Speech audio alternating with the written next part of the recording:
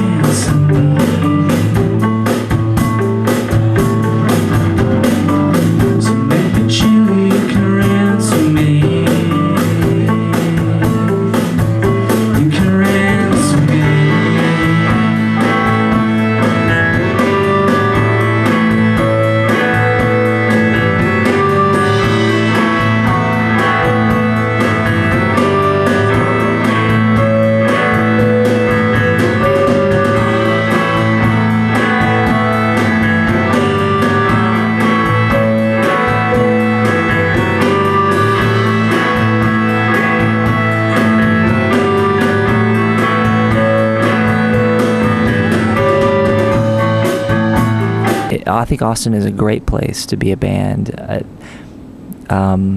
don't seem like too many bands to me. Like it seems like I'm always surprised that as many bands as there are and as many clubs as there are in Austin, or bars, places, venues for bands to play, like there's kids at shows every night of the week and just about at every venue. really an amazing place to be in a band. Coming from a town that really never had more than one club at any given time, that was Fort Worth. And then you drive to Dallas, but really there was only one or two places to see music that you liked. And then you go to Austin, and there was at least a half a dozen right off the bat. And then you kind of find out about others that are maybe a little less known, or just are only open a couple times a month or something like that, just for special shows. Like, you find out about those later. But it's just a really great place to be a band. I always tell people that as far as the numbers of people that go to shows and the attendance at road shows, like for touring acts, like Austin is on par with any of the what you might consider to be the major music cities, like Seattle or San Francisco or LA, or even San Diego on the West Coast, Chicago in the Midwest, New York and Boston, I guess, on the East Coast, and I guess DC if you're a different kind of band maybe, and I guess Philly if you want to be nice to Philly, which I don't necessarily need to be. Atlanta is a hot city for music. And these are all cities that are way bigger than Austin, Texas. When we moved to Austin in the mid-90s, I guess there was 500,000 people in Austin, and 50,000 of them were students. It was just like a giant college town. It's a little bit different after the big tech boom in Austin that happened in the late 90s, but it's still a really easy place to be a band. The rent out of any of the cities that I've mentioned, for what you get, Austin's a lot cheaper. You need a car to get around, sure, but you can practice where you live in most cases, and there's no shortage of musicians in Austin to form bands with. It's just I think it's an easy place to be a band. And as far as the caliber of the scene, it definitely competes with any of the aforementioned music centers in the States. I think it's just an awesome place. And it takes all I've got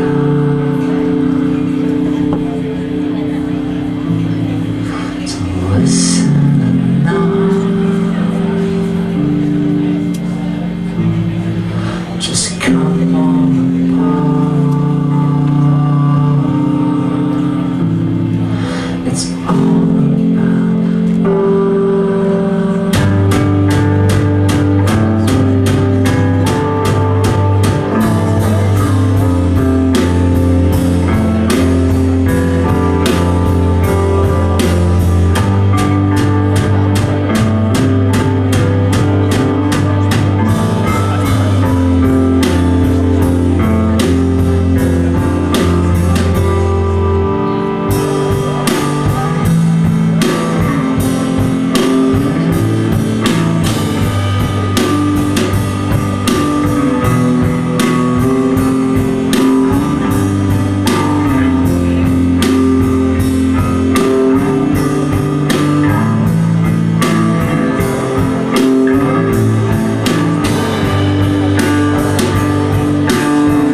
we didn't end up playing with bands like Bedhead or Transona 5 or other bands that were mellow in Texas. Like, we ended up playing with bands like the other Austin bands that were kind of popular, but we had nothing to do with, like Trail of Dead, Furry Things, Paul Newman, Kitty, Spoon, Silver Scooter. More recently, like Knife in the Water, Explosions in the Sky. These are all bands that anywhere, if you went on tour, like anywhere else in the States, the show really wouldn't make much sense. Knife in the Water maybe, because they're super sweet, but that show wouldn't make sense anywhere but Austin. But it totally makes sense in Austin. And all these bands, don't play together with like any kind of real frequency, but it happens. It can happen in Austin. There's not a lot of themed shows. Like, people get lumped together because they kind of prefer to be sometimes. So sticking out as we did in Austin, it wasn't really a drawback for us. Like, we were just, we were those, the three guys and the girl that made really mellow music, and that's just what we were. But I didn't think we sounded like anyone else in Austin, but at the same time, I didn't think Trail of Dead sounded like anybody else in Austin, and maybe that's what we had in common, and that's why we played together. But I guess moving on, being like a mellow band in the mid '90s, I mean, we weren't the first people to do it. I mean, it wasn't like we were starting a revolution or something. But at the same time, like, I'm proud of everything that we did in the '90s, and I think that as hard as it was, like, we duked it out on some pretty shitty tours in the mid '90s anyway. Like, we kind of I don't know, we carved out a little niche for ourselves, and now we can do okay on tour. And you look around, and maybe so can some other bands that might not have if there hadn't been other bands that were kind of duking it out a little bit before them, trying to, like, draw out a little space in the sand for you to play. I mean, it's not necessarily something that's immediately translatable live. Like, I always thought American Analog Set was kind of a recording project, and the fact that people come to shows now, or at least more than they did, it's more of a testament to the people's connection with the record, I think. I don't think that we're that outstanding of a live band. I mean, I like touring, and I like meeting people, and I like playing for people, but I'm not going to walk into a room of Rocket from the Crypt fans and play an opening slot and sell 100 records that night. I mean, it's just not going to happen. I mean, we're sweet, so we probably wouldn't get booed off stage.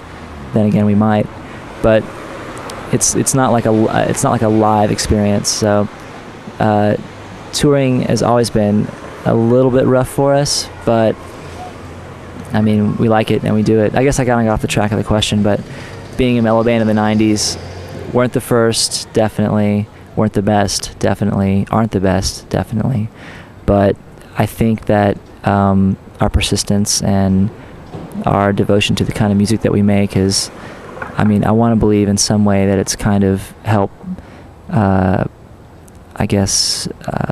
made people more responsive to some other bands. Some or most of which have ended up becoming a lot more popular than us. That's fine too, but I think we've helped more than we've hurt. Is that a good answer?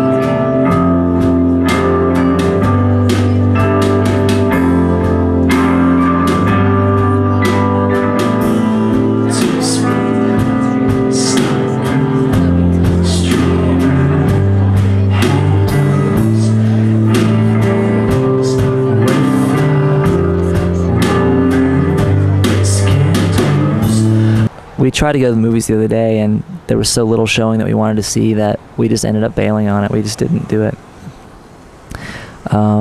Books. I'm in between books right now. I'm kind of waiting.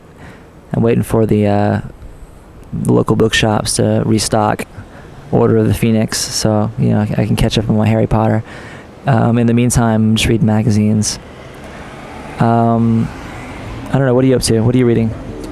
I'm reading In Cold Blood, and I just started this book called The Procedure.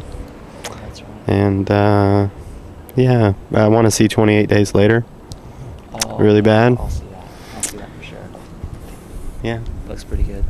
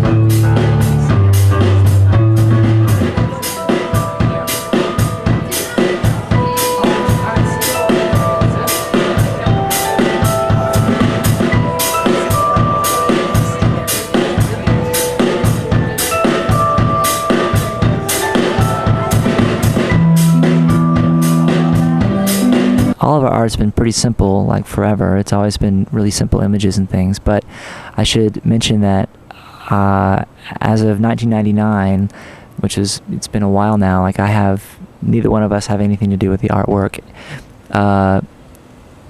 We used to kind of all contribute to art and kind of put our 2 cents in, which is kind of why our first 3 records all had basically the same cover, just like, you know, colors changing, but you know, they look like very much like a series, because when you get 4 people in a room, like all standing over a computer screen saying this there, that there, like scan this, move this, like it was a very like kind of bland kind of cover. I mean, I like the cover, it's sweet, but there was just too many cooks in the kitchen in the Amen Set art department. So the analog set art department now is Lee, who plays bass, and a guy named Craig McCaffrey, who's a designer. So they do all the artwork together. Craig's also filling in on keyboards on this tour because Tom's getting married in a few weeks. But they handle all the artwork, so I wish I would have brought one of them along. They could answer your questions about the art, but I mean, I like it. They do a great job, and honestly, like, I like it now more that I have nothing to do with it at all. It's better since I don't have to worry about putting my 2 cents in. Your legs going to sleep? Oh, I'm so sorry. Mm-hmm. My legs are fine. Yeah. Maybe you should be sitting on this thing. So I'm sorry I can't help you with the art, but I think, at least for the Know by Heart, like I think it kind of fits the music. It kind of fits the title. It kind of fits the theme of the record. I think it's really appropriate. I think Lee took the context of the songs and the titles and the title of the record, and he did something that was both really simple and like very analog set, and also really appropriate to the music. So I think it's great. And it's bleak, but I mean, we're pretty dark people anyway, so that's good.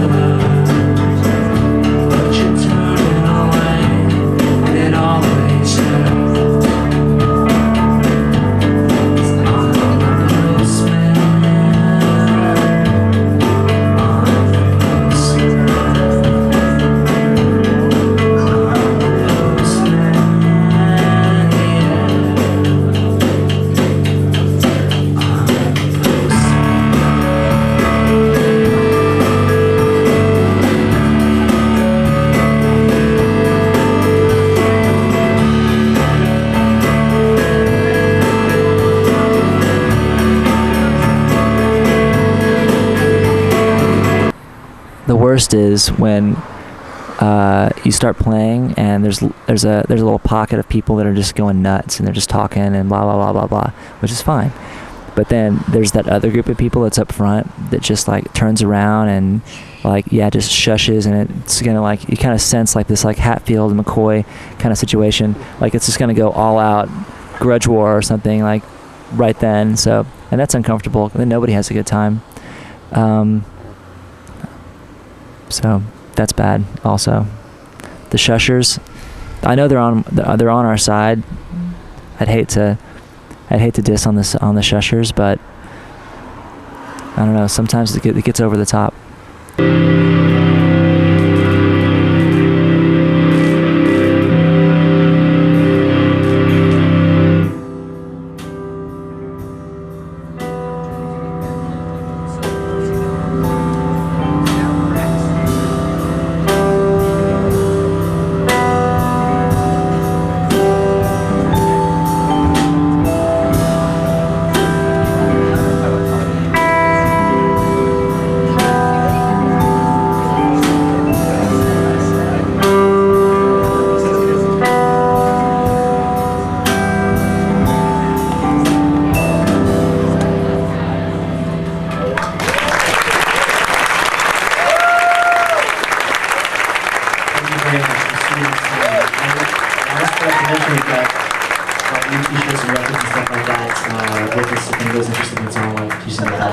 Otherwise, thank you very much. Stick around, have a drink. Don't forget to like tip big and all that kind of good stuff. Try the deal. Thank you.